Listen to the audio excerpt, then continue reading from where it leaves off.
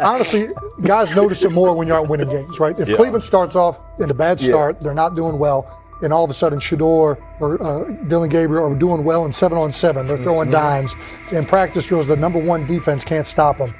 People take notice of that, and the more that the players see it, they're gonna then the comments start happening over the lunch table. They start happening throughout the building, and that's when the pressure really will get severe. The Cleveland Browns were focused on resolving their quarterback situation until Jason Kelce made pointed comments that triggered a strong reaction from ownership. The response inside the organization was immediate and intense. What exactly did Kelce say that has the dog pound on edge and the front office under pressure? We've seen that miserable game by the Cleveland Browns. So they throw Joe Flacco in there, and I like Joe Flacco. He did good, but they gave him the resource of all the first-team guys. Then they throw Dillon Gabriel in there with first teams and second teams. So Dillon always is getting protected. The same thing again, they gave this scrub max protection on every play.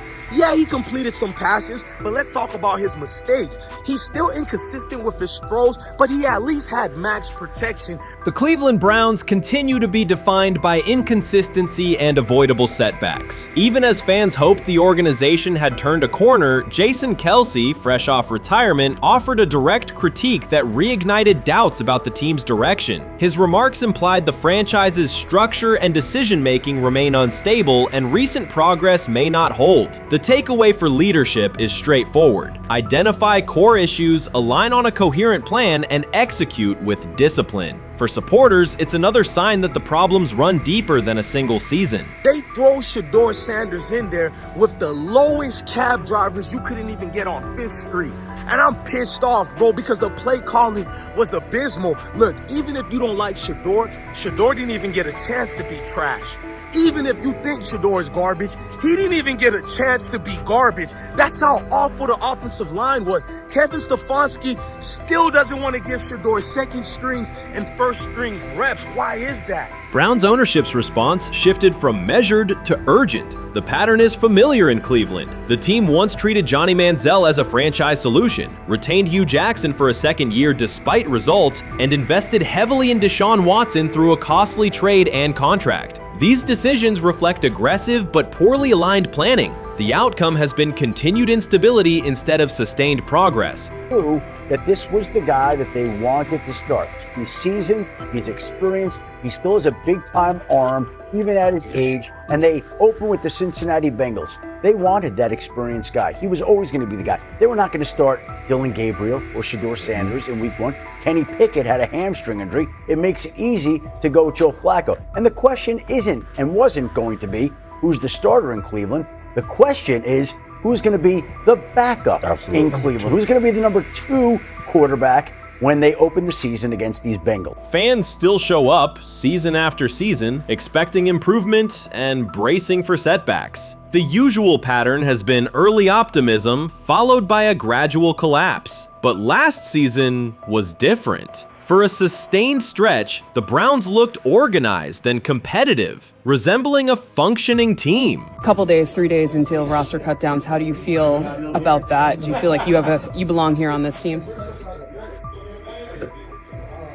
Obviously, I think overall as a player, I feel like I put in the work. I feel like everything I do, I try to do it to my best, and that's all I ask for. So I feel like everybody feels like, they should be on the team, and if you ask anybody on the team, would they feel like they belong, in their own eyes. So I feel like I do, but I'm my own player, I think about myself in a high regard. The front office entered the offseason confident. Kevin Stefanski was being praised, and the Dog Pound believed the team had made real progress. Then Jason Kelce delivered a pointed assessment that cut through the optimism. Fresh into retirement, the former Eagles All-Pro and Super Bowl champion said Cleveland still looks like a team patching over issues rather than building a durable contender. Kelce's view was direct. The Browns' structure is fragile, and the roster is too dependent on perfect health at quarterback. He argued the team is one injury away from losing continuity and sliding backward. Because Kelce has operated inside a stable, championship-level organization, his comments carried weight with players, media, and fans. The reaction was immediate. People took his critique seriously, not as outside noise, but as an informed evaluation of how a successful team should be built. Ownership also felt the impact. Jimmy Haslam's response shifted to urgency, a sign that leadership recognizes the stakes.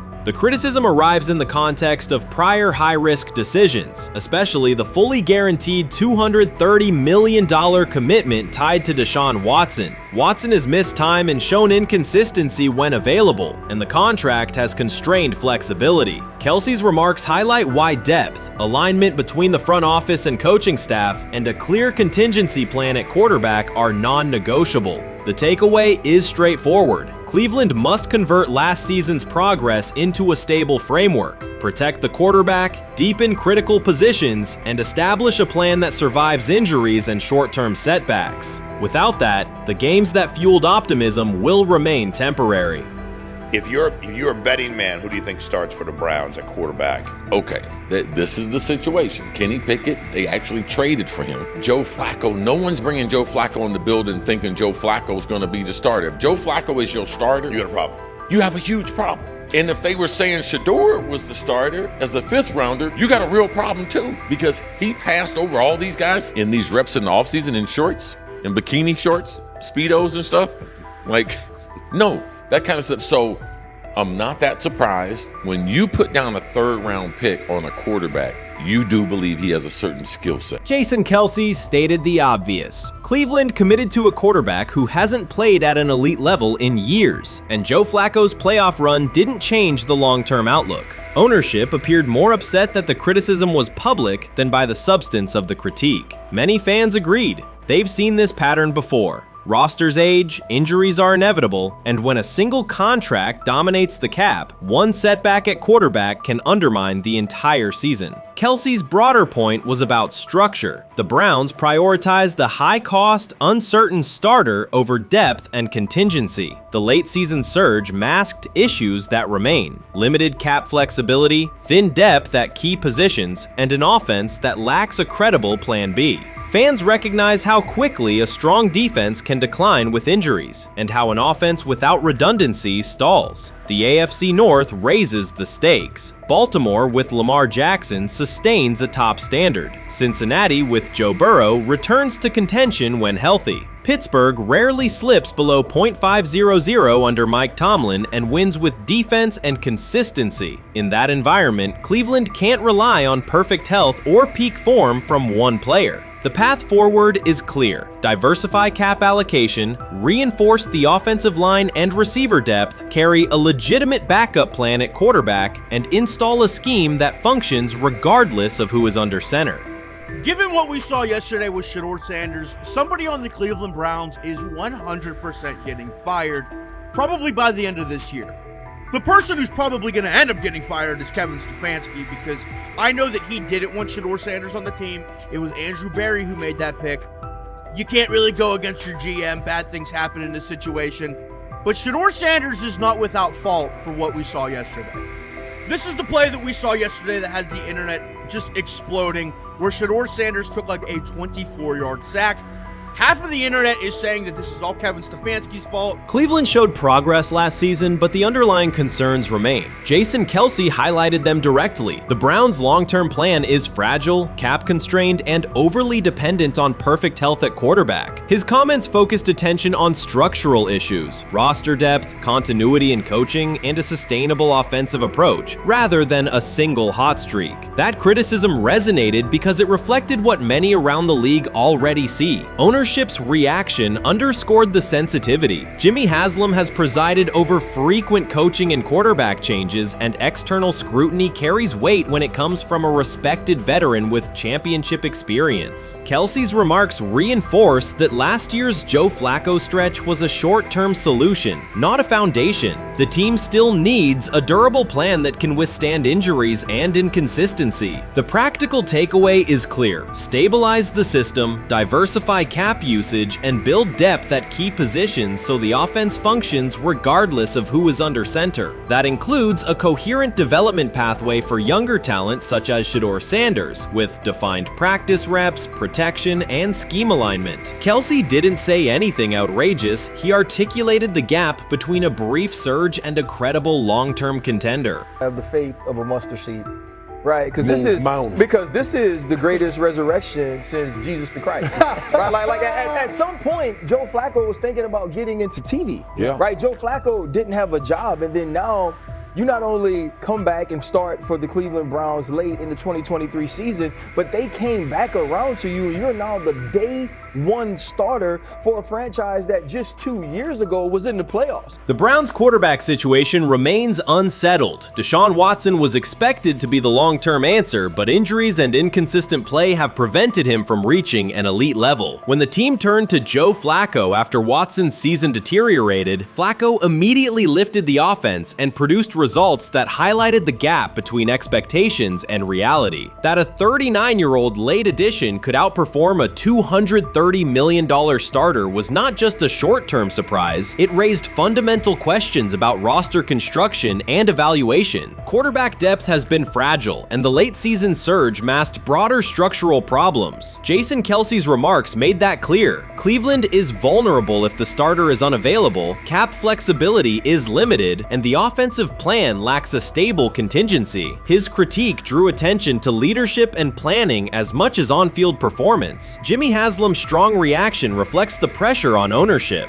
The organization has promoted a message of stability and progress, but Kelce's assessment suggested those gains are not yet durable. The path forward requires a realistic approach to the cap, a credible backup plan at quarterback, and a system that holds up regardless of personnel. Shedeur Sanders doesn't ask for excuses. He hasn't blamed limited reps, patched together receiver groups, or fourth-string offensive linemen struggling against Cleveland's second-team defense. He shows up, works, and demonstrates why he belongs. On day 3 of Browns training camp, for the first time since OTAs, he finally received something close to a fair opportunity. He lined up with the second unit during an 11-on-11 period and made the most of it. In 8 plays, he did what he typically does when given a chance. He executed. He went 2 for 2 on a quick series, finishing with a decisive throw to tight end Blake Whiteheart that immediately caught the sideline's attention. There was no hesitation in his drop, no unsettled feet, and no panic. Just firm, accurate timing and clean operation. It raised an obvious question. What has taken so long for the Browns to evaluate him with a functional group? The story isn't only about one throw, it's about the delay before it. Sanders has been the guy for most of his football life, commanding high school programs, starring in the Southwestern Athletic Conference at Jackson State, then operating under national attention at Colorado. For the first time, he's been told to wait. He has treated that reality as part of the job rather than a setback. He has prepared like a professional since the moment he arrived, and on the 3rd day of camp in heavy heat, he let the football represent his case. While coverage focused on the veteran presence of Kenny Pickett and Joe Flacco, Sanders made an impression with minimal volume. The difference with the second team was immediate. Protection held up, routes were on schedule, and progressions unfolded as designed. Within that structure, he looked like the quarterback who led efficient offenses at Jackson State and Colorado. Calm in the pocket, decisive in his reads, and accurate to tight windows. This was not simply a good practice period, it was a clear statement. He was not just operating the script, he was directing it. The timing was sharp, the reads were clean, and the seam throw to Whiteheart was a high-level anticipation throw, professional in placement and pace. The narrative around Sanders should reflect that when he is placed in a workable situation, his strengths are visible. Early work with 4th unit personnel included protection issues and unreliable spacing. With the 2nd unit, those variables stabilized, and his work looked consistent with his resume. The performance supported a straightforward conclusion. The evaluation should move forward with higher quality reps. Sanders has been explicit about his approach. He does not request special treatment. He intends to be prepared so that when an opportunity appears, he can step in without a drop-off. He has said he wants to be ready for anything and not offer explanations after the fact. That mindset fits what teammates and coaches have observed. A quarterback focused on the assignment, not the conversation around it.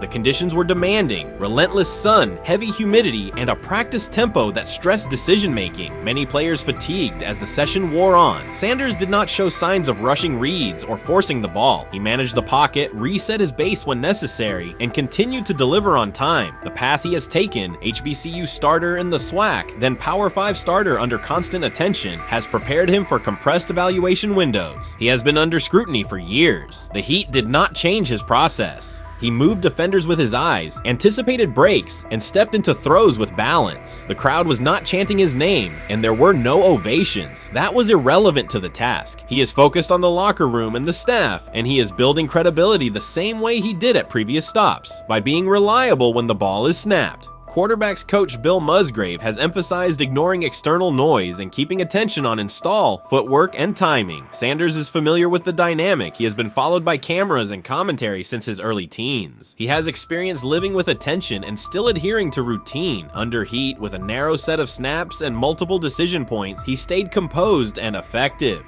2 speeding citations, 91 miles per hour in Brunswick and 101 miles per hour in Strongsville, became national items. General Manager Andrew Berry characterized the decisions as not smart and stressed that it's not only about driving fast, but about the safety of others. Sanders accepted responsibility, stated that he learned from the incidents, and said he would follow the rules. The attention to those citations did not alter his daily schedule or his practice preparation. He arrived early, stayed engaged, and kept the discussion centered on work.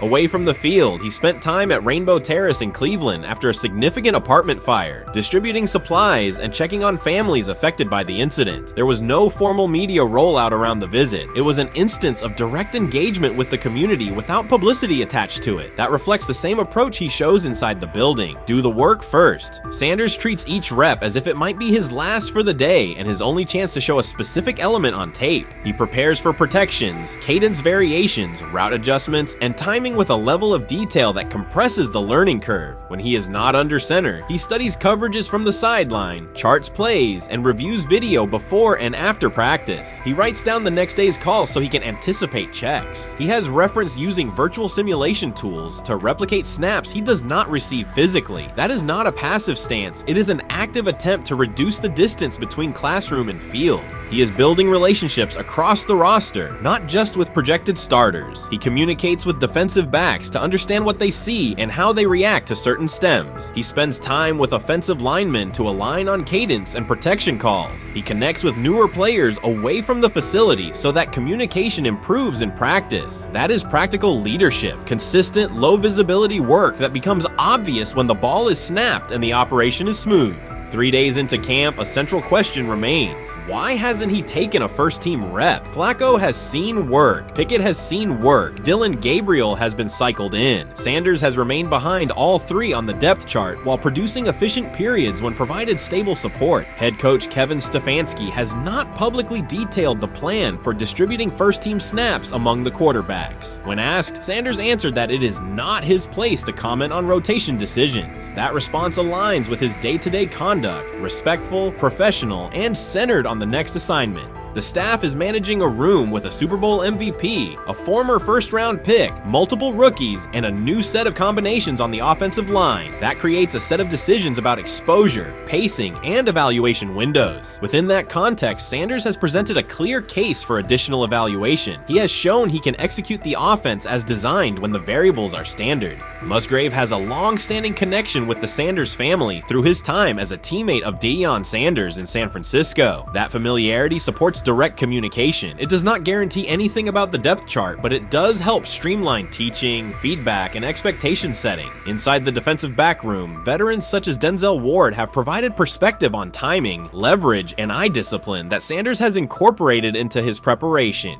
He is operating without the immediate family structure that defined his college environment. Away from his brother Shiloh and his father Dayon, he is managing his own housing, nutrition, recovery schedule, and all the smaller tasks that accompany an NFL routine. Those adjustments matter because they influence consistency across a long camp. He has treated those responsibilities as part of the job rather than distractions, which is reflected in a steady daily approach. What he showed on day 3 with the second unit was not a surprise to those who have tracked his prior work. It was a continuation of a profile, efficient sequencing, clear timing, and consistent ball placement when protections and routes hold up.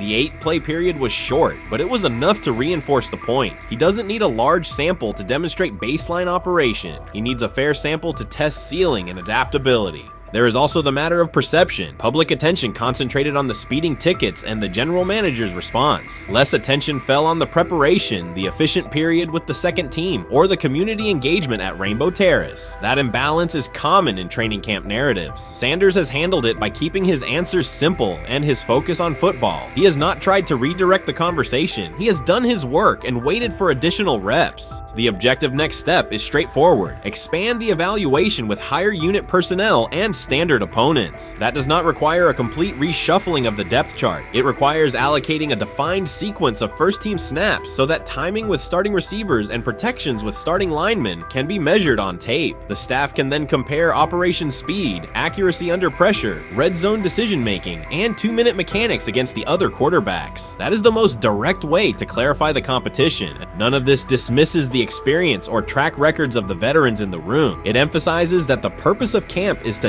test assumptions with current performance. Sanders has provided enough evidence with the second unit to justify a broader look. He has shown that the pace of his feet matches the pace of his eyes, that he can hold safeties with his shoulders, and that he can drive intermediate throws without float. He has also shown discipline to take the clean completion rather than force the vertical shot when leverage dictates otherwise. Every day, he has addressed the controllable items, meetings, note-taking, install recall, cadence management, and post-practice review. He has not asked for public guarantees. He has asked for an opportunity to compete on comparable terms. The 8-play sequence with the second unit was a small but clear example of what he can do when those terms exist. The staff's communications have been measured. Stefanski has not laid out a schedule for first-team rotations publicly. Barry addressed the speeding incidents directly and emphasized standards for decision-making off the field. Sanders accepted the criticism, adjusted his behavior, and moved forward. Those are the relevant facts. What remains is a football evaluation that can only be completed by giving him snaps with the top group and measuring the results. If that evaluation occurs and he performs at the level he showed with the second unit, the conversation will shift from potential to placement. If it does not occur, the question will persist through camp. Why not test the full picture? Sanders has built a case based on preparation, poise, and execution. He has demonstrated leadership by building relationships across the roster. He has shown maturity in handling external issues directly and moving on. He has given the staff reasons on the field and in the building to continue the process. 3 days into camp, he has answered everything within his control. He has shown growth, discipline, and consistent operation. He turned early fourth-team disarray into learning, then executed cleanly when moved to the second unit. He kept the discussion on football when outside topics threatened to dominate. He has not tried to win a press conference. He has tried to win every rep. If he continues to stack days like this, the next step is logical. Evaluate him with the starters, document the results, and let the tape determine the depth chart. Until then, he will continue to prepare, continue to compete, and continue to present the same message through his play. You can't fire the owner because he can't fire himself. Yeah, someone's head's going to roll, unfortunately, in this situation, and it's probably Stefanski and Barry. I saw on The Athletic. I don't think that's fair, by the way. Stefanski, that part. I agree. I was saying the other day on my podcast that Barry should be fired, and I said I wouldn't fire Stefanski, but a couple of people made the point of saying, well, if you fire the GM, you got to give him a chance to hire his own coach, which is fair. That's true. Mm-hmm. So I would fire Barry. I would hire a new GM. If that GM thinks Kevin Stefanski's a good coach, wants to stick with him. Right. The situation in Cleveland has escalated with the NFL. Sources indicate GM Andrew Barry is prepared to move on from head coach Kevin Stefanski if he refuses to elevate Shedeur Sanders. The Browns are weighing a major quarterback change. Leadership appears to be aligning behind Sanders and pushing for immediate action. This is a high-stakes decision about control and the team's direction. I think it's unfair for me to comment in I guess maybe on behalf of the industry. All I can say is this, the time that we spent with Shedeur, and what he's done throughout his college career is impressive. He's an impressive young man. He's a really good quarterback. Sometimes fit comes into play, and I'd also say this, there are 4 more rounds of the draft, and then maybe lastly, it's less about where you get picked and what you do after you get picked. That's really the most important thing.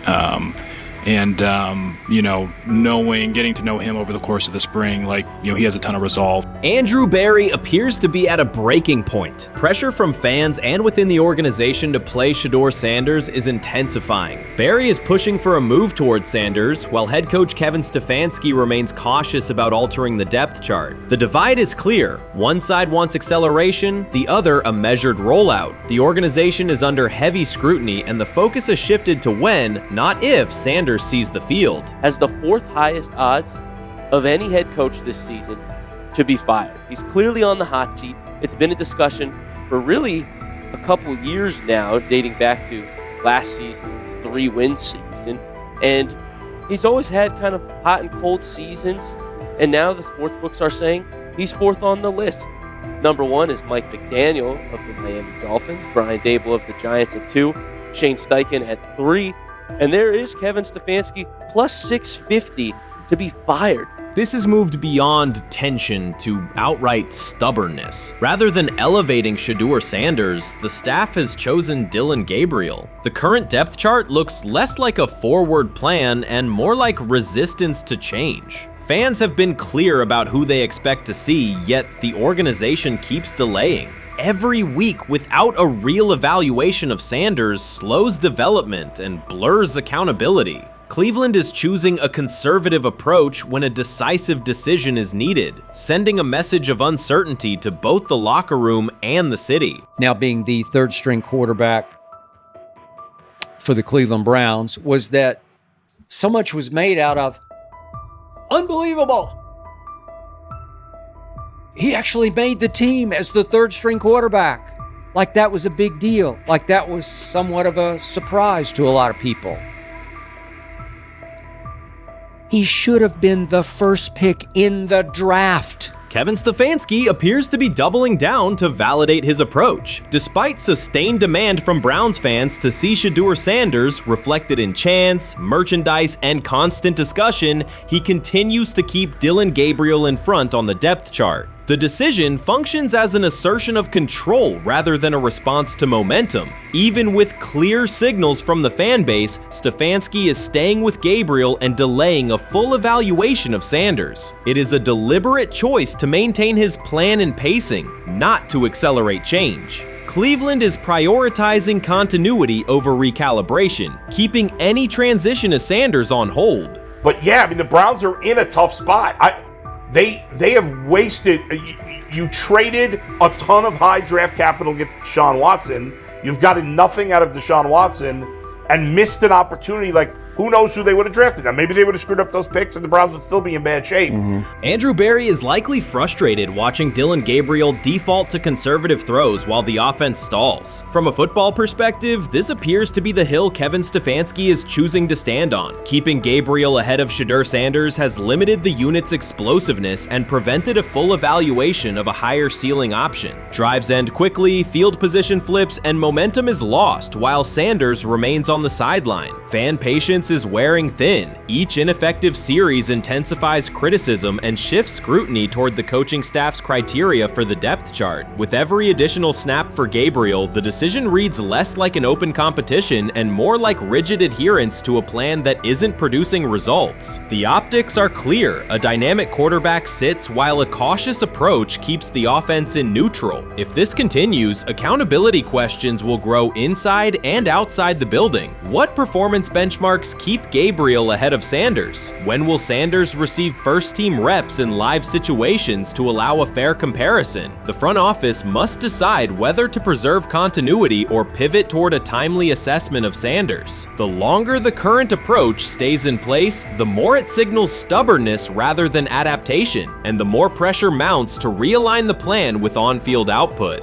I honestly see it happening if the Browns lose a bunch of games. Like if they get 5 wins or less, I see the report coming out now that Stefanski will be fired. I don't want it to happen. I want the Browns to be good, win a bunch of games. I think that they're going to be a team that is slept on and can at least get 7 wins, which is why if they don't, I see Stefanski getting all the blame for that, and there'll be a new coach in Cleveland. Because their players, to me, are there once again. We've talked about the incredible rookie class. The approach in Cleveland lacks consistency. One week, Andrew Berry signals he wants Shedeur Sanders on the field. The next, Dillon Gabriel gets the reps and the plan stays conservative. Through it all, Kevin Stefanski shows limited urgency despite pressure on his job security. Fans are asking for an offense that can push the ball, change field position, and produce points. Instead, the unit leans on short throws and cautious sequencing. Gabriel's play keeps the ceiling low and momentum static, while a full evaluation of Sanders is postponed. The result is growing frustration and a clear disconnect between the front office, coaching staff, and expectations in the stadium. The NFL tried to teach him and his father a lesson. You don't act like that. You don't talk like that before a draft. We'll show you how our game is played. We will watch you plummet all the way. I think he would have gone undrafted except for that owner in Cleveland. And he is the key to everything because he is something of an against the grain maverick owner. He's kind of a wannabe Jerry. Fan speculation is growing. Some believe Kevin Stefanski lacks confidence in Shedeur Sanders. Others think he's prioritizing Dillon Gabriel for reasons unrelated to performance. A more extreme view claims Stefanski is manipulating outcomes to secure a buyout. Whatever the motive, the risk is clear. This approach is straining his relationship with GM Andrew Berry and alienating the fan base. Pressure is rising, Berry's patience is running out, and supporters have shifted from requests to demands. If the current plan continues, calls for a change in quarterback and accountability will intensify. Shedeur is lighting it up in practice every day. You're not even a half bit curious to see what he could do with the ones. That makes no sense. And then on top of all of that, you got players going on podcasts and talking to people in the media saying this guy is really good. Like, this guy is legit. So even your peers respect you enough. How is it that the coaches can't see that? It always starts with the players, where the player's like, hey, you see that? You seen that pass he threw? The Cleveland Browns were taken by surprise when quarterback Shedeur Sanders stepped in for first-team snaps, asserting control of the drill and instantly highlighting deficiencies across the rest of the room. His confident command forced coaches to pause practice clips, reevaluate progressions, and consider immediate adjustments to the depth chart. Within minutes, discussions spread throughout the facility and online forums as fans weighed what Sanders' showing means for the current starters. The organization now faces an urgent, data-driven decision on whether Sanders should move up permanently. Shedeur Sanders arrived at Browns practice, took several first-team reps, and the entire quarterback group immediately felt the pressure. Coaches erased the whiteboard and reviewed their plans. Staff members exchanged concerned comments, and observers began asking whether Sanders was positioned to assume a larger role. Tony, every year we see at least 1 to 2 teams. They were in last place in their division the year before. No one thought they'd be good, and then they were good. It almost seems like no one's even assuming the Browns can be that, but we see it happen every year. And I get the quarterback stuff, but correct me if I'm wrong, Tony. The Browns are trying to run the football, play good defense, not turn the ball over in the passing game, and try and take advantage when they can, correct? That's what they're trying to do.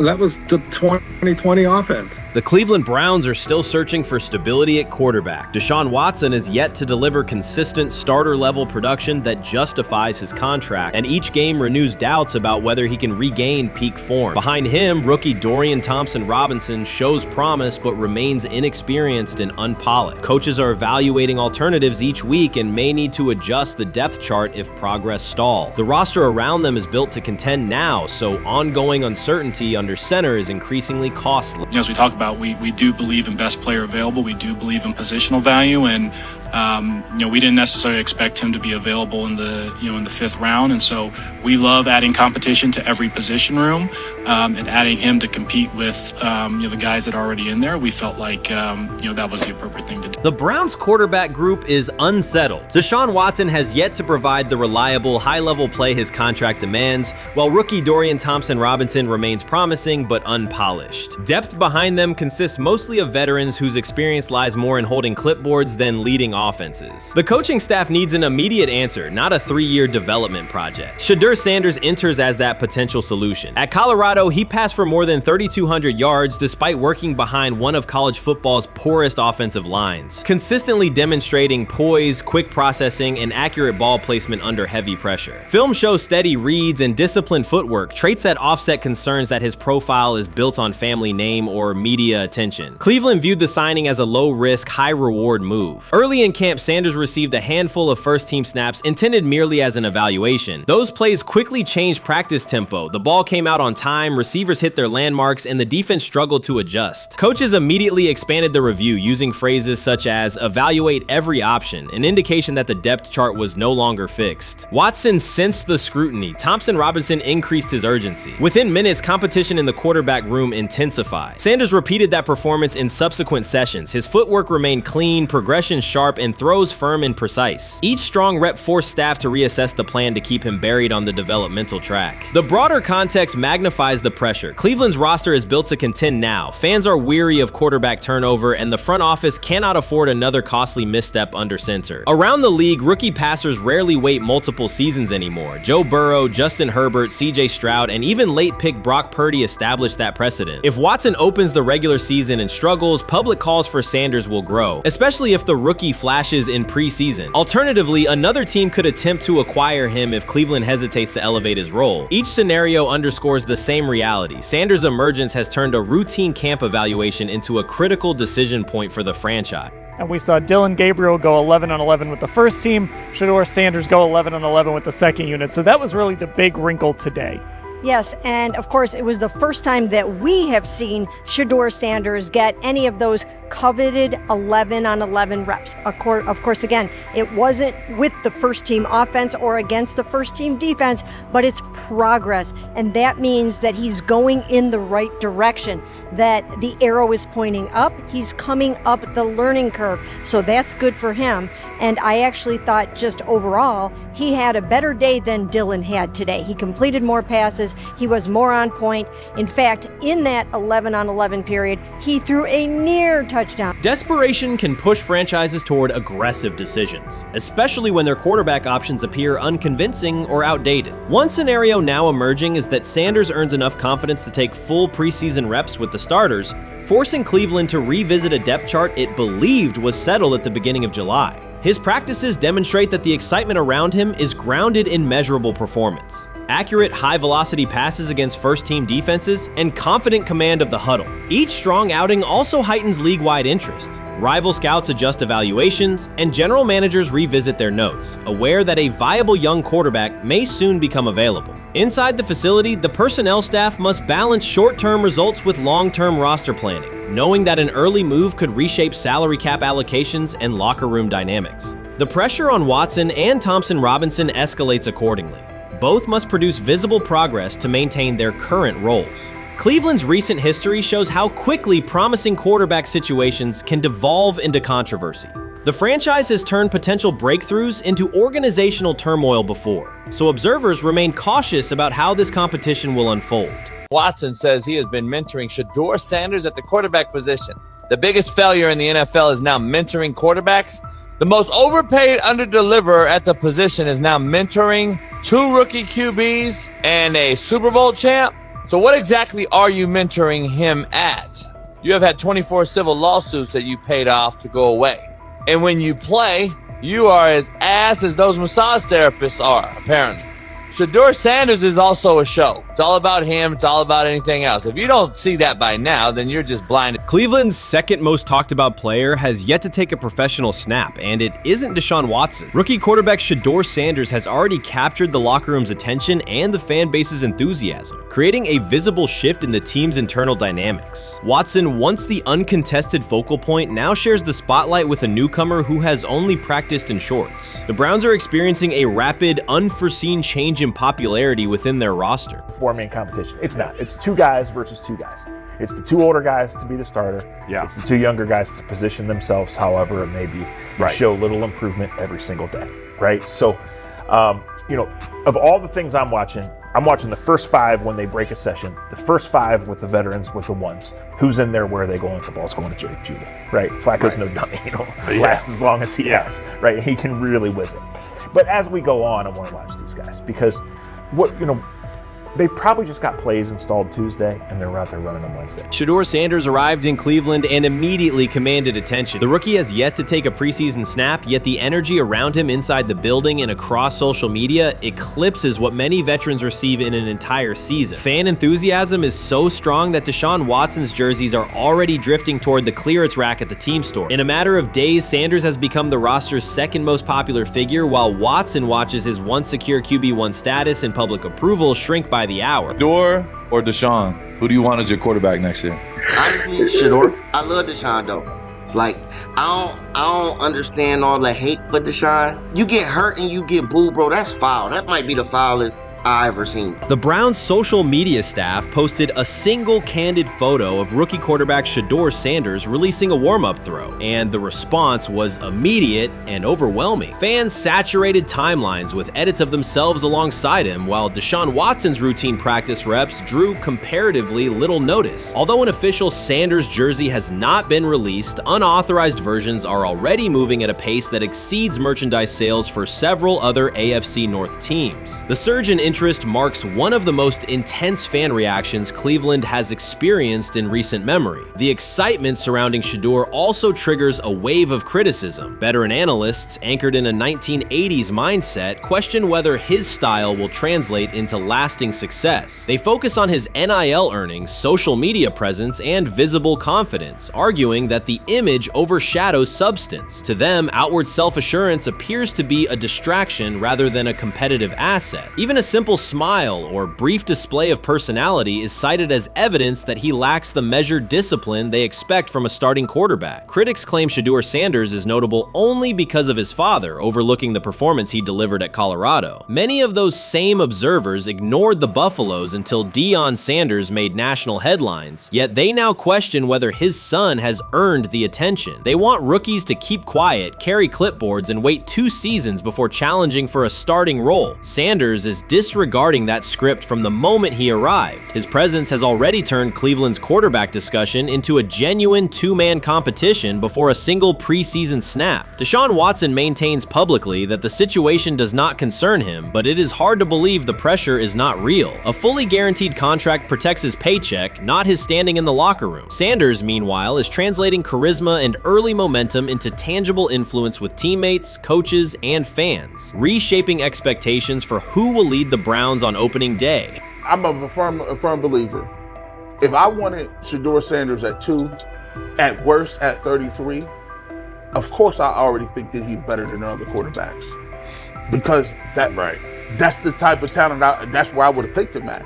And if he was at 2 or 33, and he still had this same exact skill set, we will be talking about him starting and playing. Right. Well, that'd only be 3 quarterbacks. It'll be 3 not quarterbacks, 4. not 4. Yeah. But since he moved to the 5th round, that's cool. They might have to go along with it. But to me, I think if you ask who got the best tools, I'm going with Shedeur. Shedeur Sanders has not taken a single professional snap, yet discussion about him has split NFL social media into 2 camps. One side already argues he should start immediately. The other worries about what that means for veteran quarterbacks like Deshaun Watson. Reporters now line the perimeter of Browns camp, scrutinizing every inconsistency in Watson's spiral and every precise throw from Sanders during drills. Each well-placed pass is clipped, posted to TikTok, and captioned as evidence of a future QB1. Cleveland is no stranger to quarterback drama, but this situation is different. Rather than cycling through another unproven starter, the franchise is dealing with a rookie who entered with more polish, public attention, and perceived readiness than most first-year players. Fans chant Sanders' name before he has appeared in a preseason game, while the established starter works to maintain his relevance. The atmosphere is not yet a full controversy, it is a countdown. Traditional analysts insist on the importance of experience and respecting the process, yet Sanders is progressing on the timeline set by the supporters who already view him as the next leader of the offense. Rich Eisen addressed the armchair analysts and online critics head-on. Shedeur Sanders just received his opportunity, and the backlash arrived immediately. Eisen responded with a clear, point-by-point case explaining why the criticism misses the mark. If you thought Shedeur's rise was rapid, Eisen's analysis puts it in proper context. Here's what he laid out on air. Already speaking in Cleveland high schools. Weekend after, flying out immediately to get to work. But his character's terrible, right? You know, and listen, he interviewed bad, according to who? The New York Giants? No offense, Bert. The same New York Giants that gave Daniel Jones a huge contract and let Saquon Barkley out the door, that's the intel we're trusting here? That was for him to celebrate. He just made, I mean, look, he put in work in college. He had the privilege of being coached by his father, which we all would love and choose. Turned around not one but two programs in college football.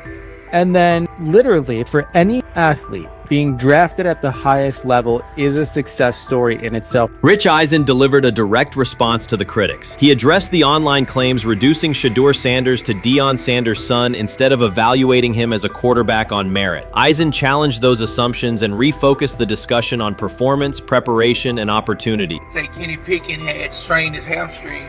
Shedeur, they say his first day in pass, 9 for 9, 2 touchdowns, no interceptions. Really was just hating on this young guy. Within minutes, Rich Eisen delivered a structured breakdown, addressing each claim with evidence and dismantling weak narratives through clear analysis. He replaced speculation with data and kept the focus on what matters: decision-making, accuracy, leadership, preparation, and game management. The reality is simple. Shedeur Sanders was not given this opportunity. He earned it through performance and consistency against real competition. He accepted the role, met the standard, and handled the moment with professionalism and urgency. No shortcuts, no favors, just results and readiness. Eisen's point was direct. Evaluate Shedeur on his work, not assumptions, and acknowledge that he has justified the opportunity on the field. I've done it at 2 locations already, so it's simple. So that's why when people say I'm not, one of the top quarterbacks or the top quarterback, is what are y'all going based off of? Because I did it year after year after year, and you see the progression. So it's like, obviously it got to be some type of external hate that you have for the family, for the last name, for anything. Because I know I proved myself. While many were still debating whether he was NFL ready, Shedeur Sanders stepped onto the practice field and operated like a clear QB1, setting protections, controlling tempo, and executing the plan. The narrative that he is just flash, media attention, or his father's influence does not hold up against his work in installs, progressions, and situational drills. What he showed was composure, efficiency, and command of the offense. He processed quickly, protected the football, and delivered on-time throws, demonstrating preparation and control. I'm a firm believer. If I wanted Shedeur Sanders at 2, at worst at 33, of course I already think that he's better than other quarterbacks. Because that's the type of talent, that's where I would have picked him at. And if he was at 2 or 33, and he still had this same exact skill set, we would be talking about him starting and playing. Right. Well, there'd only be 3 quarterbacks. It'll be 3 quarterbacks, not 4. Not 4, yeah. But since he moved to the 5th round, that's cool. They might have to go along with it. But to me, I think if you ask who got the best tools, I'm going with Shedeur Sanders. From the first day of camp, he was not there to get by. He arrived to lead. There was no hesitation in installs, no lapses in fundamentals, just precise timing, clean footwork, and consistent velocity to every level of the field. He managed protections, controlled cadence, and delivered in situational work, showing command rather than learning on the fly. The approach was efficient and disciplined, with attention to detail and progressions and ball placement that reflected preparation, not improvisation. At the same time, Rich Eisen addressed the narrative directly and backed it with evidence. He laid out clips, context, and performance markers to cut through speculation. Eisen emphasized that Shedeur Sanders did not step into this moment because of publicity. He built toward it through sustained work, resilience, and results. The background, media readiness, high football IQ, and a professional approach was developed over years, not days, and it translated to immediate operational control of the offense. The resistance came from familiar places. Some in the traditional guard still framed mobile quarterbacks as limited and expected the nepotism label to define him. That view did not hold up against what was on the field: composure under pressure, secure decision-making, accurate throws into tight windows, and consistent execution in red zone and 2-minute sequences. Eisen's point was clear: evaluate Shedeur Sanders on performance and readiness. The evidence shows he earned the opportunity and is meeting the standard with accountability and consistency. Yeah, teams didn't draft him because they didn't think he was first-round talent. And the quote we played and that's on the screen, I think is flatly wrong. We all know this shouldn't have happened. Yes, it should have. It should have happened because this wasn't. Now, again, teams can be wrong. The league as a whole can be wrong. Hell, the Baltimore Ravens drafted a 25-year-old tight end before they drafted Lamar Jackson in the same draft. The die is not cast on who Shedeur Sanders. He stated it plainly. This is not a celebrity appearance. This is a quarterback with pocket presence, leadership, and decision-making that stands on its own. You either show it or you settle into a backup role. Shedeur Sanders is not auditioning. He is establishing himself as the starter. When the opportunity arrived, whether through injury, trade, or depth chart changes, Shedeur was prepared and delivered. He did not hesitate. He executed the offense and finished drives. As others tried to catch up to what they were seeing, Rich Eisen reinforced the same message he has been repeating: evaluate the work. Camp reports have been consistently positive, but the important shift is how the performance is being received. Casual attendees who came to observe left talking about Shedeur's command and poise. Detailed observers focused on his pre-snap reads, protection checks, and audibles, highlighting the mechanics, timing, and ball placement that support efficient, controlled play. I'm about to unleash about Shedeur Sanders. I just watched what happened to Shedeur Sanders in the Cleveland Browns' third and final preseason game. And I'm outraged, I'm sickened, and I'm saddened by the way Shedeur continues to be treated in the National Football League, now by those sorry-ass Browns and sorry-ass Kevin Stefanski. The Cleveland Browns are once again mishandling a promising quarterback. Skip Bayless criticized the organization for failing to develop Shedeur Sanders and for misusing his skill set. He argued that the team's decisions are undermining Sanders' progress and turning a major investment into a cautionary example. Bayless pointed to inconsistent usage, questionable play calling, and a lack of clear direction as key issues limiting Sanders. He said the Browns need a defined development plan and stronger support if they expect Sanders to succeed. Skip Bayless delivered a direct, critical assessment this week. After seeing Shedeur Sanders in a Browns uniform, he argued that Cleveland is mishandling the quarterback and undermining his development. Bayless said the team's approach shows poor planning and inadequate support around Sanders. He dismissed excuses about strategy and emphasized the need for better coaching, deployment, and protection. In his view, the Browns are setting themselves up for problems before the season begins unless they establish a clear plan for Sanders. Given the team's recent decisions, his reaction is understandable. Cleveland has a history of inconsistent quarterback development. Shedeur Sanders is a premium prospect, the son of a Hall of Famer, a proven college performer, and a widely recognized figure. The organization should prioritize his reps, protection, and a clear development plan, not place him behind Dillon Gabriel as if he were a secondary option. But I'm going to answer this question by saying Shedeur Sanders, and I'm going to tell you why. I think he's being set up to fail. That's right, I'm going to say it. Okay. Here we are on national television, right? There's been 11 practices, if I remember correctly. He's been starting against, he's been playing against the third unit. He's fourth on the depth chart. And then suddenly you throw him into the start line, and he hasn't had any reps for the first team at all. Think about that. So you're just going to throw him to the wolves like that, huh? I mean, you know, if he had first team snaps in practice. Yet here we are. Cleveland has one of the most publicized prospects and is handling him like a depth piece. The broader issue is the franchise's long record of quarterback instability and inconsistent development. That history colors every move they make. When the Browns draft a quarterback, fans don't anticipate a long-term answer. They brace for another reset. Shedeur Sanders should be treated as a priority, not as an afterthought behind Dillon Gabriel. Let's give him a chance. Let's give him a chance with the play calling. You know you have an offensive line that isn't playing that well. So what do? Why not just play the short game so he can get the ball out of his hands very fast to run a competent goddamn offense? Outside of that, Shedeur has to be better in understanding that the offensive line that you're working with right now is not adequate.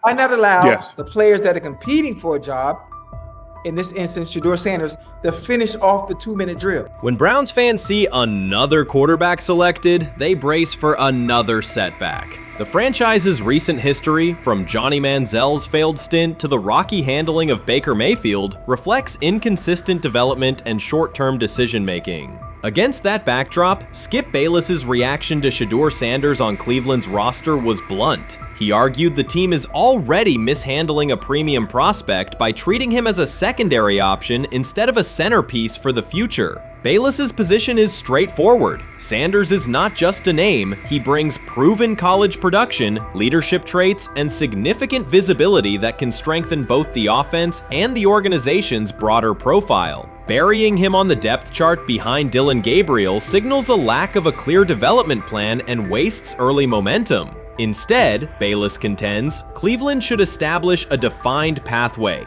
First-team practice reps, protection and personnel tailored to his strengths, deliberate play calling that accelerates processing, and measured in-game opportunities that build confidence and execution. In his view, the Browns need alignment from the front office to the coaching staff to prioritize Sanders' growth. Continuing to treat him like a depth piece risks repeating the same cycle that has undermined previous quarterbacks. Committing to a coherent plan gives Sanders and the franchise a realistic chance to convert potential into sustained performance. This is exactly what he says. I'm told the footage of Shedeur Sanders meeting with the Giants is so bad that both the Browns and the Sanders family have threatened legal action if it is published. The New York Giants have released audio from their draft interview with Shedeur Sanders, and the disclosure has drawn intense public reaction. Fans want to know whether Sanders made critical remarks and why the Giants shared material that should have remained confidential. The situation revolves around an open microphone, contentious comments, and the broader implications of the leak. The New York Giants published a brief, edited segment from their interview with Shedeur Sanders and withheld the remaining footage. Observers are debating whether this was a strategic public relations decision or an attempt to discredit him. The team has offered no additional explanation, and many fans view the limited release as inadequate and potentially misleading. They are demanding full transparency and accusing the organization of orchestrating a negative narrative. While criticism of Sanders is vocal, his supporters are responding with equal intensity.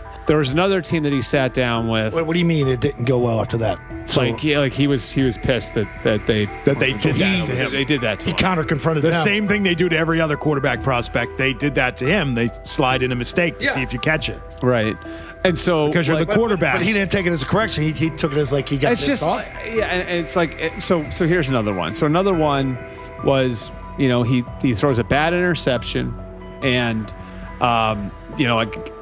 it was a deep throw early in the game, and he comes back and they go in the meeting, they show the interception. The Giants have released only a brief excerpt of the interview and are refusing to share the rest. Their decision has drawn criticism across TikTok, X, and Facebook, where many see it as a poorly handled public relations move. Fans are calling for the full recording to be published so the situation can be judged in its entirety. The GM is on film that the son, they asked the son last draft, yo, who you think I should pick? His son yo, you need to get the Jaden Daniels, big. This is what his son, it's on tape. You should go Jaden Daniels. He laughing at his son. And all right, cool, get Jaden Daniels. I don't even know how that tape got out. I wouldn't have let the get out. Shedeur Sanders appears unfazed by the situation. Although the Giants suggested he was more hype than substance, their handling of the interview has instead elevated his visibility. Analysts across major sports outlets are now discussing him more than before, keeping his name prominent in the news cycle. New York Giants, where these tapes at? You hear me? Because if Shedeur Sanders was so unprofessional, y'all would have leaked the tapes for the whole world could see, right? Cause understand, it's a lot of he say, she say. But one thing I do know, as a young black man growing up in this world, being straightforward and not sugarcoat anything. The Giants' PR team appears to reject Sanders' family connection outright, a decision many view as unprofessional and lacking nuance. Internal discussions seem to have dismissed quarterbacks with prominent relatives as poor fits for the organization, revealing limited awareness of public perception. The response was swift. A single edited clip ignited widespread debate on social media, with fans asking why essential segments were held back and what the team might be hiding. Critics argue that if the full interview contains nothing damaging, the club should release it in its entirety. Online discussion intensified immediately and continues to gain momentum. What they do during the film and the combine and the meetings is teams will install mistakes intentionally planted in the install, and they want you to catch them. Shedeur didn't, and when a coach called him out, once again, it didn't sit well. It's like, bro, there's not many teams needing quarterbacks, especially since Pittsburgh appears to have a deal with Aaron Rodgers and Tennessee's getting Kale Moore. The Giants' decision to withhold the full interview has produced an unintended result. Instead of diminishing interest in Shedeur Sanders, it has intensified it. Media outlets and analysts are now examining every on-field rep, press comment, and public appearance as evidence of how he conducts himself under scrutiny. Each throw, adjustment, and answer is tracked and evaluated against league standards, reinforcing the view that he remains composed and professional. Many fans contend that the organization has misrepresented Sanders and suggest the issue may stem from the Giants' view of his father, Deion Sanders. They see the partial release as an attempt to raise doubts about his character by association. That perception has only made his profile more compelling. The discussion has shifted from whether he deserves a high draft position to how effectively he withstands sustained pressure. Sanders is now regarded not just as a talented prospect, but as a symbol of resilience, central to debates about transparency and organizational strategy. Even if the Giants eventually provide more context, the visibility they have created for him is unlikely to fade. The most fun yet the most difficult thing I cover and we cover all year long is not games, it's the NFL draft. Because I've said this many times, you get lied to for a month to 2 months up to it. And so often during the draft, and every few drafts, there's a guy that really falls, precipitously falls. This year it was Shedeur Sanders, it's been Aaron Rodgers, it's been Dan Marino. Every few years somebody falls a lot. And so, but those stories don't come out until like the fall. Criticism of Shedeur Sanders from within the Giants organization has become increasingly public. Team communications appear focused on casting him as an overhyped prospect, whose character should be questioned, a narrative that seems aimed at shaping opinion rather than assessing performance. Yet each selective release or negative remark has instead amplified attention on Sanders and elevated his reputation. Efforts to confine him to a narrow, unfavorable image continue to produce the opposite effect, reinforcing his position as an underdog who endures external pressure. The debate has shifted from football analysis to broader concerns about narrative control and transparency. Fans, reporters, and online communities are still urging the Giants to publish the full interview, arguing that only complete context can resolve speculation. The organization's refusal to comply has intensified scrutiny and led many observers to conclude that the team underestimated public reaction and now faces questions it could have avoided with full disclosure. The tapes, the New York Giants have the tape. They definitely have the tape. It's confirmation that they have the tape. Shedeur didn't do nothing. It's what they saying he did. I'm gonna tell you what these mixed reaction right here. So we already know about the New York Giants, but the Pittsburgh Steelers head coach Mike Tomlin reported admired Sanders' talent, but hesitated to draft him due to previous challenges with quarterbacks like Russell Wilson and Justin Fields, leading to more cautious approach. Las Vegas Raiders. Sanders met with Raiders at the NFL scouting combine and expressed enthusiasm about potentially joining the team. His familiarity with the West Coast offense and quick release was noted positive, though concerns about his ceiling. Hours after the Giants posted that short audio clip, the timeline never slowed. Comment threads filled with frame-by-frame breakdowns, lip-read attempts, and side-by-side comparisons of what was said versus what was left out. Reporters called league contacts. No one could explain why a franchise would stir this level of curiosity only to seal the vault. Each refusal sharpened focus on Shedeur Sanders, turning routine throws into national talking points. Analysts kept circling back to the same note. His cadence at the line looks unchanged, steady against the noise. Hashtags demanding the full interview, trend drop, and trend again. Podcast hosts bump scheduled segments to lead with the leak. Rival teams get asked how they would handle a similar situation, then quietly check their own archives. Inside Giants headquarters, the plan to shape the story looks less like strategy and more like a slow burn spotlight they can't switch off. And now every preseason snap, every media availability, every stray sideline camera angle gets fed into a loop that asks, what are they still hiding? The file remains locked. Curiosity keeps compounding. Until someone presses upload or steps to a podium and explains the redactions, the subject drifts away from depth charts and play design, fixing instead on secrecy, control, and the risk of underestimating how fast attention turns pressure into permanence. Momentum isn't fading, it keeps recalibrating, louder, impossible to mute.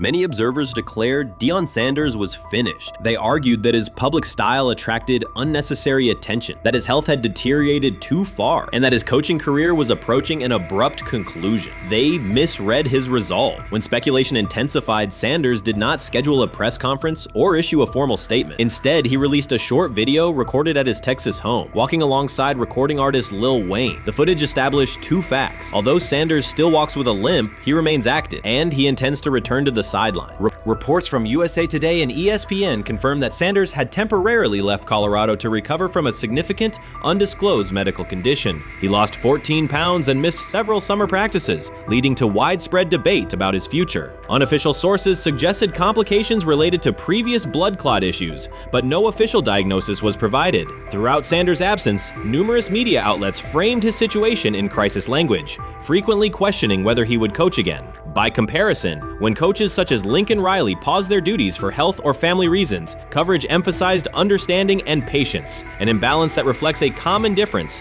in how high-profile black coaches are treated. Sanders' silence was not a retreat, it was a period of recovery. During rehabilitation, he relied on family, faith, and trusted colleagues, yet stayed connected to his program through brief online updates. The video with Lil Wayne demonstrated that he retained strong support from influential friends, countering narratives that portrayed him as isolated or on the verge of retirement. The visual evidence showed that his setback is temporary, and that he remains determined to lead Colorado into the forthcoming season. Since accepting the Colorado position, Sanders has dramatically elevated the program's national standing. He first drew national attention to Jackson State and the broader HBCU football landscape, then moved to Boulder and transformed a one-win team into a central storyline in college athletics. His approach, combining hip-hop culture, direct communication, and open expressions of faith, has challenged conventional expectations for head coach behavior. Each step forward has been met with heightened scrutiny. His time at Jackson State was labeled a publicity stunt, his departure for Colorado was framed as abandoning HBCU culture, and his social media presence has been cast as distraction from traditional coaching responsibility. Critics often magnify Sanders' missteps and question his motives, while comparable actions by other coaches receive neutral or sympathetic coverage. Showings of enthusiasm from Brett Favre and disciplinary intensity from Nick Saban are celebrated as competitive passion, yet Sanders' displays of confidence are frequently labeled arrogance. The discrepancy illustrates deeper biases rather than differences in performance. Sanders' success challenges entrenched expectations of how a college football leader should look, speak, and act, especially a black coach who refuses to downplay his identity.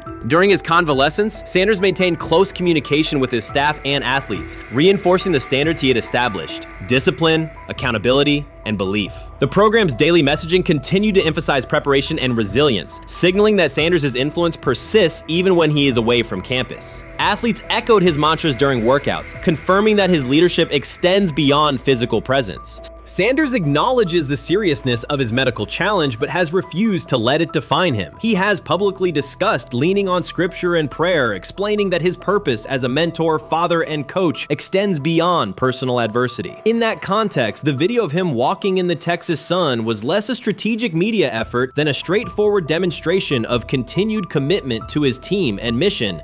Colorado still requires Sanders' vision. Prior to his arrival, attendance was low, national media attention was minimal, and recruiting momentum had stalled. Sanders' leadership brought renewed energy, authentic identity, and higher standards of accountability. Players who previously lacked representation in college football leadership found a coach who shares, affirms, and elevates their cultural background. Sanders supplements conventional coaching priorities, scheme, fundamentals, and execution with empowerment initiatives that cultivate self-confidence and authenticity. As preseason camp approaches, Sanders intends to resume full involvement, even if medical recovery remains ongoing. His presence is expected to restore on-site leadership, stabilize the locker room, and direct media coverage toward on-field progress. For Sanders, the objective extends beyond compiling wins. It includes completing a cultural transformation that expands how success and leadership are defined in modern college football. Those who predict his decline overlook the underlying traits, faith, perseverance, and purpose that have supported Sanders throughout his career.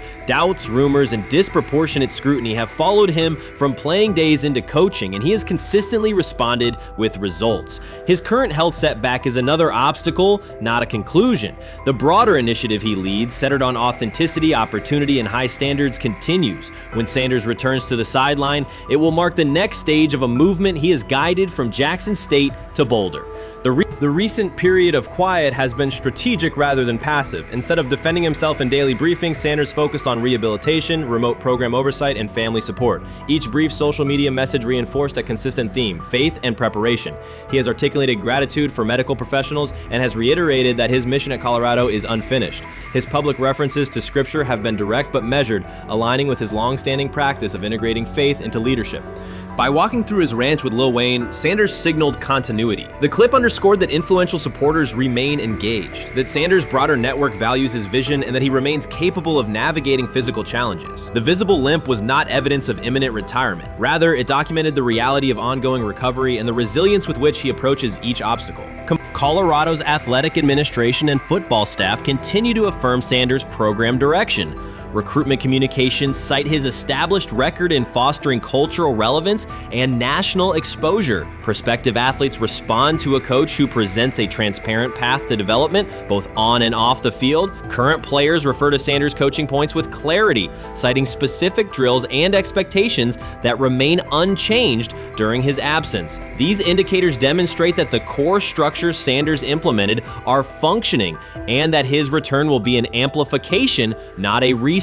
Criticism regarding Sanders' public persona often conflates media style with coaching substance. Analysis from opponents suggests that social media engagement dilutes football preparation, yet Sanders' staffs emphasize time management and delegation. Defensive and offensive coordinators handle in-game adjustments, while Sanders directs overall culture, recruitment, and leadership. He has articulated that visibility serves to amplify program accomplishments and enhance player opportunities, not replace strategic football planning. Some commentary has attempted to reframe Sanders' health issue as evidence that his coaching model is unsustainable. The argument ignores the documented health challenges faced by numerous coaches across levels of competition. For example, college coaches recovering from heart procedures or joint replacements have returned to successful seasons after appropriate medical clearance. Sanders' case follows a comparable trajectory. Medical complications require temporary separation, structured rehabilitation is prioritized, and a managed return is planned. Institutional medical protocols at Colorado dictate clearance requirements. Sanders will meet those before resuming full sideline duties. Colorado's players have expressed public confidence in Sanders' eventual return, citing regular virtual check-ins and continued accountability. Several athletes noted that positional meetings included recorded messages from Sanders reinforcing tactical goals and personal discipline. These details confirm that Sanders has remained actively engaged, albeit remotely, and that team culture remains aligned with his principles. Looking ahead, Colorado's schedule will attract national attention, both for on-field competitiveness and the storyline of Sanders' comeback. Analysts will evaluate how quickly he reestablishes day-to-day rhythm and whether his physical limitations influence practice oversight. Internal planning accommodates gradual escalation of responsibilities, with medical staff and strength and conditioning personnel contributing to phase reintegration. The broader significance of Sanders' return extends beyond Colorado. His visibility continues to challenge prevailing narratives about leadership styles and pathways in college athletics. By prioritizing authenticity, open articulation of faith, and cultural expression, Sanders offers a contrasting template to more conventional models. His eventual recovery and sideline presence will reinforce the argument that diverse leadership profiles can succeed in elite collegiate competition. In summary, rumors of Deion Sanders' coaching demise were premature. Verified reports confirm a substantial but temporary medical setback. He used the time away to focus on health, sustain program engagement, and rely on a support system anchored in family, friends, and faith. His recent public appearance demonstrated active recovery and reaffirmed his intention to resume leadership in Boulder. The forthcoming season will test Colorado on the field, but it will also underscore the durability of Sanders' vision, one that combines competitive ambition with cultural resonance. Observers who continue to question his longevity overlook the resilience and purpose that have defined his career. Sanders' return is imminent, and the movement he leads remains intact. What do you think is happening in Browns camp? What do you think is going to happen there?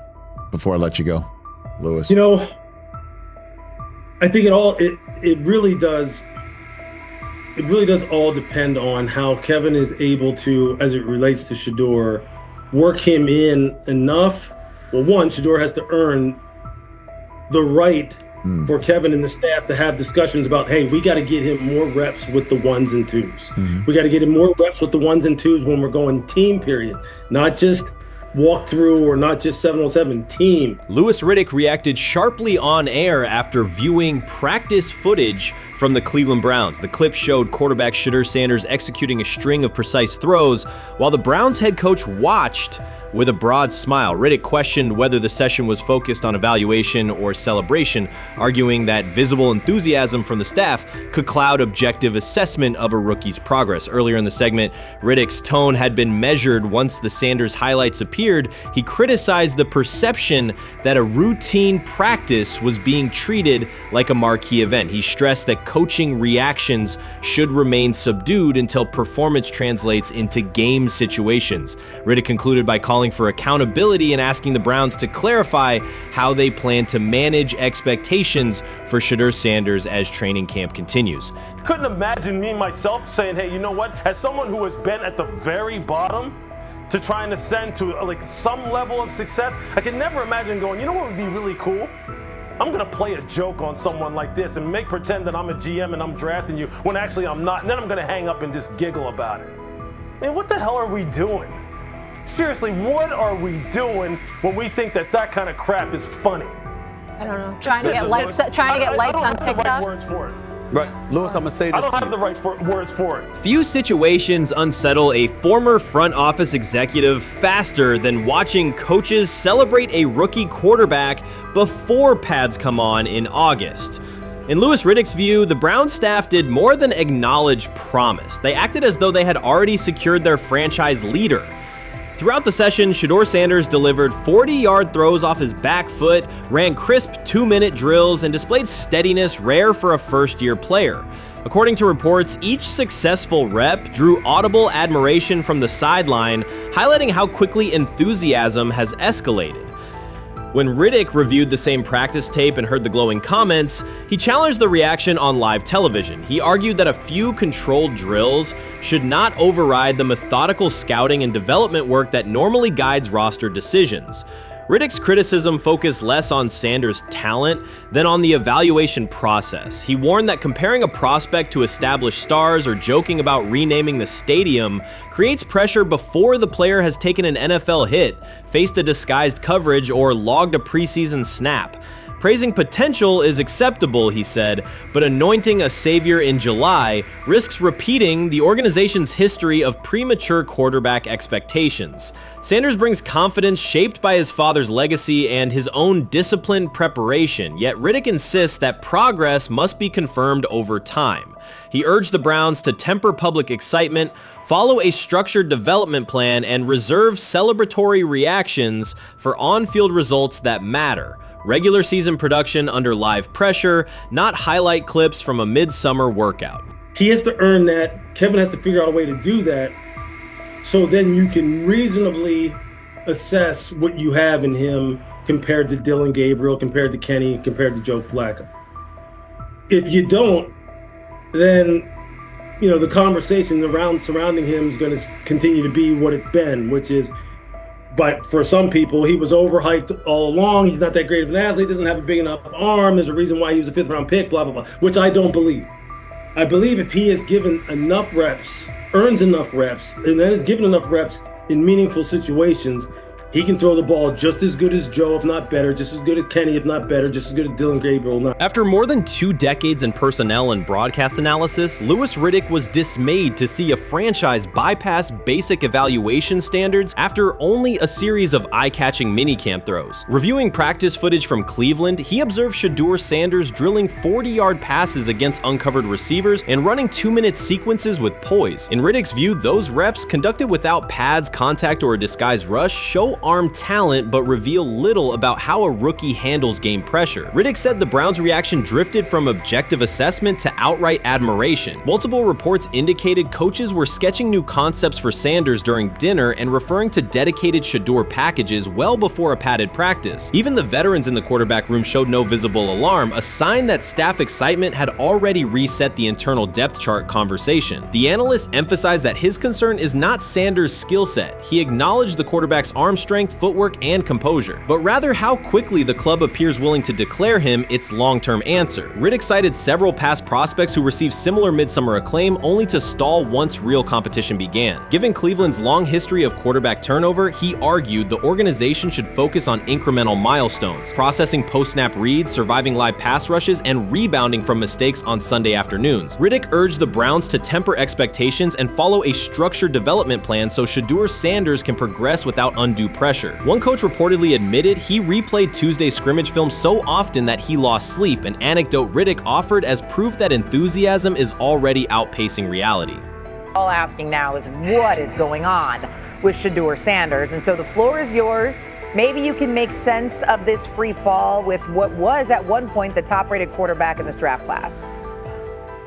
Yeah, see, I think at this point in time, this really isn't a football discussion any longer. This is a personal discussion. This is about it's a fit discussion. It's whether or not teams are just comfortable with everything that comes along with Shedeur in terms of who he is as a person, all the people that are surrounding him in terms of his inner circle, and whether or not teams deem that to be something that they're comfortable with. Right or wrong, that's the only conclusion you can really come to at this point. Louis Riddick voiced an escalating concern during the segment. Having witnessed numerous quarterback setbacks in his career, he worries another may be forming, not because Shedeur Sanders lacks talent, but because the praise around him is growing without restraint. Sanders has simply attended practice, delivered accurate passes, led the huddle, and shown the composure expected of an NFL player. Riddick fears the Browns' reaction, treating routine drills as proof of long-term success, risks setting premature expectations. He cautioned that the organization seems ready to celebrate a franchise savior before Sanders has taken a competitive snap, noting that such early adulation has derailed promising prospects in the past and could impede Sanders' measured development.